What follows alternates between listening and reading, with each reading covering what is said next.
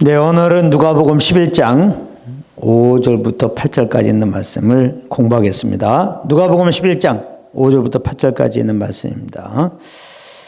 제목은 밤중에 찾아온 벗의 비유죠. 밤중에 찾아온 벗의 비유. 우리가 비유에 대해서 계속 예수님의 비유에 대해서 공부하고 있는데 오늘은 밤중에 찾아온 벗의 비유를 공부하겠습니다. 오늘 말씀은 알 것 같으면서도 약간 그런 부분이 있으니까 좀 주의해서 들으시기 바랍니다. 오늘 비유 내용을 이렇게 요약해 보면은 A라는 친구가 있는데 밤중에 B라는 친구가 와가지고 자기 친구가 여행 중에 자기 집에 왔는데 자기 집에는 대접할 것이 없다라고 하면서 빵 3덩이만, 당시에 빵 3덩이는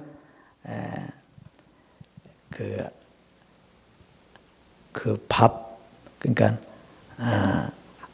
아침, 점심, 저녁 할 때 한 식기예요. 뭐라 그러냐? 그걸 뭐라 그러냐? 한 번 식사하는 양입니다. 한 끼. 이게 생각이 안 나네. 한 끼 식사하는 양입니다. 빵 3덩이를 구한다면. 그것도 밤에 왜 또 왔냐? 낮에는 덥잖아요. 그러니까 밤에 여행을 좀 합니다. 그렇게 이제 3덩이를 구한다면 반드시 A라는 친구는 그 요청을 들어주신다. 이제 그런 내용입니다. 근데 이제 우리가 항상 이 비유를 공부할 때 내가 말씀드려가지만 또 얘기합니다. 항상 예수님의 비유를 공부할 때는 그 비유 앞뒤를 잘 살펴봐야 돼요. 그래야 비유하신 목적을 분명히 알 수 있습니다. 절대 비유 자체만 읽고 연구해가지고 어떤 결론을 이끌어내려고 하면 안 돼요. 그렇게 할 경우에 비유 해석이 예수님이 비유를 말씀하신 그 뜻과 어긋날 가능성이 많이 있습니다. 그래서 이제 오늘 말씀 그 앞에 보면 누가복음 11장 1절부터 4절까지 내용은 기도를 가르쳐 달라고 하는 제자들에게 기도할 때 무엇을 기도할지를 예수님이 가르쳐 주는 내용이에요. 그 내용은 우리가 보통 알고 있는 주기도문 그것인데 주기도문은 사실 아니죠. 예수님이 하신 기도, 이 기도 내용은 요한복음 17장이죠. 요한복음 17장이 사실은 실질적인 주기도문이라고 볼 수 있고 우리가 알고 있는 그 주기도문은 이렇게 예수님이 기도가 무엇인가에 대해서 이렇게 물어봤을 때 어떻게 기도할 것인가 기도하는 방법을 말씀해 주었다는 것을 잘 알아야 되겠습니다. 아무튼 기도를 가르쳐 달라는 제자들에게 기도할 때 무엇을 기도해야 되는가를 이제 가르치고 있는 내용입니다. 그런가 하면 이제 오늘 비유 그 뒤에 보면은 9절부터 13절까지는 그 구하라, 두드려 찾으라 그 유명한 구절이죠. 그것이 나오는 부분인데 하나님은 구하면 응답해 준다는 내용이에요. 하나님께 구하면 응답해 준다는 내용이에요. 그런데 9절부터 13절까지 말씀과 오늘의 비유 말씀을 대조하면 그 표현 방식과 의미가 같아요. 표현 방식과 의미가 같습니다. 그래서 한번 보면은 그 9절 10절에 보면은 구하고 찾고 두드리면서 하나님께서 응답해 줄 것을 이렇게 이제 말씀하시죠. 그 다음 11절 12절에 보면 이렇게 예수님이 질문합니다. 제자들에게 너희 중에 아비된 자 누가 아들이 생선을 달라 하면 생선 대신에 뱀을 주며 알을 달라 하면 정갈을 주겠느냐 이렇게 예수님이 질문하십니다. 근데 이 질문은 당연히 제자들이 아비는 반드시 아들이 원하는 것을 해준다는 그런 답변을 하겠죠. 그것을 이제 전제로 한 질문인데요. 똑같은 방법으로 오늘 비유 말씀 7절에 보면은 예수님이 이렇게 말씀하시죠. 빵 구하는 친구의 요청을 듣고 A라는 친구가 나를 괴롭게 하지 말라. 문이 이미 닫혔고 아이들이 나와 함께 침소에 누웠으니 일어나 내게 줄 자가 없느라 하겠느냐. 다시 말하면 빵 구하는 친구에게 A라는 친구가 매정하게 거절할 수 있겠느냐, 그것을 지금 질문하는 거거든요. 네. 이렇게 질문했던 예수님은 당연히 제자들이 그럴 수 없습니다, 반드시 A라는 친구는 일어나서 빵을 줄 것입니다 라고 대답할 것을 전제로 한 질문이에요. 그러면 제자들이 이 질문을 받고 왜 당연히 그렇게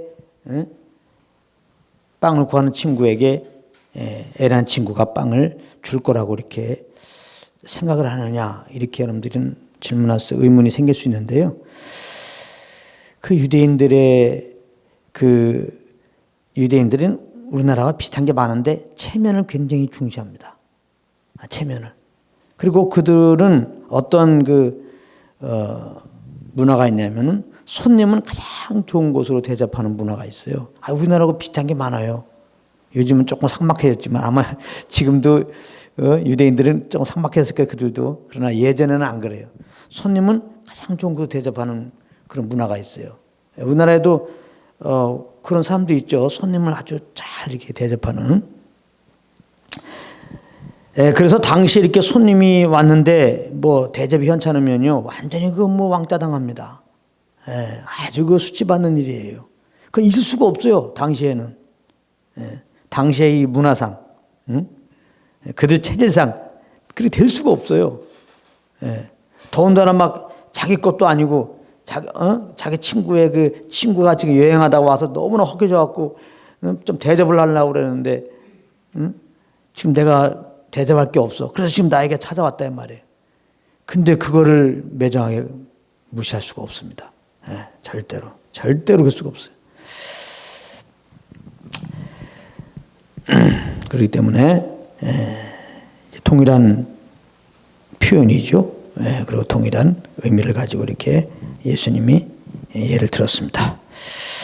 그리고 이제 13절 결론에 보면은 너희가 악할지라도 좋은 것을 자식에게 줄 줄 알거든 하물며 너희 천부께서는 구하는 자에게 성령을 주지 않겠느냐 라고 해가지고 기도에 응답하시는 하나님은 좋으신 천부임을 강조하고 있죠. 마찬가지로 오늘 비유에서도 8절에 보면은 이런 말씀이 있습니다. 비록 벗됨을 인하여서는 일어나 주지 아니할지라도 그 강청함을 인하여 일어나 그 소용대로 주리라 라고 해서 하나님은 반드시 구하면 주시는 좋으신 하나님이라는 것을 표현하고 있는 거예요. 그렇죠? 표현이 같아요. 의미도 같아요. 표현과 의미가 같아요. 그래서 오늘의 비유는 어떻게 보면은 9절과 13절의 말씀이 의미적으로 볼 때 그 해석이라고 볼 수 있는 거예요. 그래서 다시 말하면 오늘 비유의 말씀은 한마디로 뭐냐? 우리가 구할 때 반드시 하나님 아버지께서는 응답해 준다 이 말이에요. 기도에 응답하시는 좋으신 하나님을 지금 말씀하고 있는 겁니다. 성경은 창세부터 계시록까지 우리가 정말 구하면 응답한다는 내용으로 가득 차 있다고 볼 수 있어요. 요한복음 16장 23절 24절에 오면 너희가 무엇이든지 아버지께 구하는 것을 내 이름으로 주시리라. 지금까지 너희가 내 이름으로 아무것도 구하지 아니하였으나 구하라 그리하면 받으리니 너희 기쁨이 충만하리라. 우리가 하나님의 은혜로 말미암아 십자가에 죽으시고 부활하신 예수님을 믿고 구주로 믿고 우리가 죄 사함 받고 영생을 얻고 구원을 받았습니다. 하나님의 자녀가 되었다 이 말이에요. 이제 하나님 우리 아버지가 된 것입니다. 우리를 구원하신 그 이름, 그 예수 이름으로 오늘 말씀은 아버지께 구하면 하나님 아버지는 반드시 그 예수 이름으로 응답해 준다는 겁니다. 그러니까 예수 믿고 구원받은 자들은 염려할 게 없어요. 근심할 게 없어요. 왜 염려하고 근심해요? 예수 이름으로 구하면 아버지가 다 응답한다고 말씀하셨는데 이제는 염려하고 근심하지 말고 염려 근심 맡기고 주님의 영광을 위해 필요한 것들 아버지께 예수 이름으로 구하시기 바랍니다. 지금 그 말씀 하시는 거예요. 근데 이제 주의할 것은 뭐냐? 여기 8절에 보면은 강청함이라고 그랬는데, 간청이라는 말도 되죠. 강청함을 인하여 일어나 그 소용대로 주려라고 했다고 이걸 잘못 해석을 해갖고 그냥 아무거나 그냥 무조건 우리가 그냥 간절히 그냥 떼쓰듯이 아이가 막 떼쓰듯이 그냥 그렇게 구하기만 하면 하나님이 무조건 아주 그 떼쓰는 정성 때문에 응답해 준다고 생각하는 것은 아주 그 잘못된 겁니다. 그래서 무조건 아무거나 무조건 구하라 그냥. 무조건 구하라 그냥. 금식하며 구하라 그냥. 일천번제를 해라. 땀 흘리며 구해라. 하나님이 그렇게 금식도 하면서 그렇게 기도하는데 안 들으실 것 같습니까? 그러면서 이 말씀 딱 인용하면서 아주 강청하면 들어준다 그냥. 안 들을 것도 들어준다. 이렇게 해석하면 곤란합니다. 안 들을 것도 들어준다. 그거 아닙니다. 왜냐하면 야고보서 4장 3절에 구하여도 받지 못하면 정욕으로 쓰려고 잘못 구함이라. 구하여도 받지 못하는 경우가 있어요. 뭐하면? 정욕대로 구하면. 정욕대로 구하면 하나님이 응답하지 않는다 말이에요. 그러니까 정욕대로 구하지 말란 말인 건 쓸데없는 거니까. 무조건 기도만 하면 되는 게 아니에요. 그래서 하나님의 뜻대로 구할 때만 하나님이 응답해 줘요. 이거 잘 하셔야 돼요. 요한에서 5장 14절 15절에 그를 향하여 우리의 가진 바 담대한 건 이것이니 그의 뜻대로 무엇을 구하면 들으심이라. 우리가 무엇인지 구하는 바를 들으시는 줄 안즉 우리가 그에게 구한 그것을 얻은 줄을 또한 아느니라. 이렇게 말씀하고 있어요. 그의 뜻대로 구하라 말이에요. 그의 뜻대로. 하나님의 뜻대로. 그래서 오늘 9절 말씀에서도 보면 구하라 찾으라 두드리라 이렇게 말씀하시고 13절에 뭐예요? 성령을 주시지 않겠느냐 이랬단 말이에요. 성령을. 그러니까 뭘 구하라는 거예요? 성령을 구하란 말이에요. 뭘 찾으라? 성령을 찾으라. 뭘 두드리라? 성령을 두드리라 이 말이에요. 다시 말하면 성도가 구할 것은 우리의 정욕, 이 땅에 뭐 잘 먹고 잘 사는 거 이런 거 구하는 것이 아니라 성령님, 성령을 구한다는 게 뭡니까? 하나님의 뜻을 구하라면 하나님의 뜻을. 그리고 그 하나님의 뜻이 이 땅에 이루어질 것을 기도하란 말이에요. 그것이 우리가 기도할 거예요. 다른 거 기도하지 마세요. 기도해도 응답하지 않아요. 마태복음 6장 10절에 보면은 나라의 임하옵시며 뜻이 하늘에서 이룬 것 같이 땅에서도 이루어지이다. 오늘 누가복음에서 그 기도하는 방법 가르쳐 줄 때는 이 내용이 안 나왔지만 마태복음 6장 10절에는 좀 구체로 나왔잖아요. 나라의 임하옵시며 뜻이 하늘에서 이룬 것 같이 땅에도 이루어지이다. 하나님 나라가 이 땅에 이루어지기 위해서 기도하라고 분명히 예수님 말씀했어요. 그리고 또 한 가지는 중요한 것은 이제 기도할 때 좋으신 하나님께서 반드시 응답해 준다는 것을 알아야 한단 말이에요. 그러므로 기도할 때 그 믿음을 가지고 그러므로 감사함으로 기도해야 한다. 내가 구하면은 하나님이 반드시 응답할 것을 믿는다면은 뭘로 시작해야 돼요? 감사합니다 하고 시작해야지. 그냥 기도할 때 그냥 큰일 났어요. 이거 다 죽게 됐습니다. 이렇게 시작하는 건 믿음의 기도가 아니에요. 내가 지금 구하는 하나님께서 반드시 들어온다는 믿음이 없으니까 그냥 걱정 근심으로 출발하는 거 아니에요. 이것도 하나님이 받지 않는 기도입니다. 그러니까 우리는 믿음으로 기도해야 돼요. 믿음으로 기도한다는 것은 내가 지금 기도할 때 기도를 들으신 하나님은 아버지는 반드시 듣고 반드시 들으시기 때문에 또한 반드시 응답한다는 믿음을 가지고 기도하라 이 말이에요. 그렇기 때문에 기도할 때는 아무것도 염려하지 말고 오직 모든 일에 기도와 간구 너희 구할 것은 먼저 감사함으로 기도하랬단 말이에요. 감사함으로. 감사하면서 우리는 기도해야 되는 거예요. 요한일서 5장 14절 15절 그를 향하여 우리의 가진 바 담대하는 것이니 그의 뜻대로 무엇을 구하면 들으심이라. 우리가 무엇이든지 구하는 바를 들으시는 줄 안즉 우리가 그에게 구한 그것을 얻은 줄을 또한 아느니라. 이렇게 말씀하고 있습니다. 그리고 마가복음 11장 24절에 보면 무엇인지 기도하고 구한 것은 받은 줄로 믿으라. 그리하면 너에게 그대로 되리라. 이렇게 말씀하고 있습니다. 그러니까 우리는 좋으신 아버지께 예수님이 제 아들에게 이제 기도하는 방법을 가르쳐 준 거 아니에요? 기도 어떻게 하나 결론 내면 좋으신 아버지께, 다시 말하면 내가 기도하는 반드시 응답받치는 좋으신 아버지께 아무거나 구하는 것이 아니라 성령을 구하라. 하나님의 뜻을 구하라. 그 하나님의 뜻이 이 땅에 이루어질 것들을 구하라. 그 다음에 구한 다음에도 이제 구했으니까 반드시 응답한 것을 믿고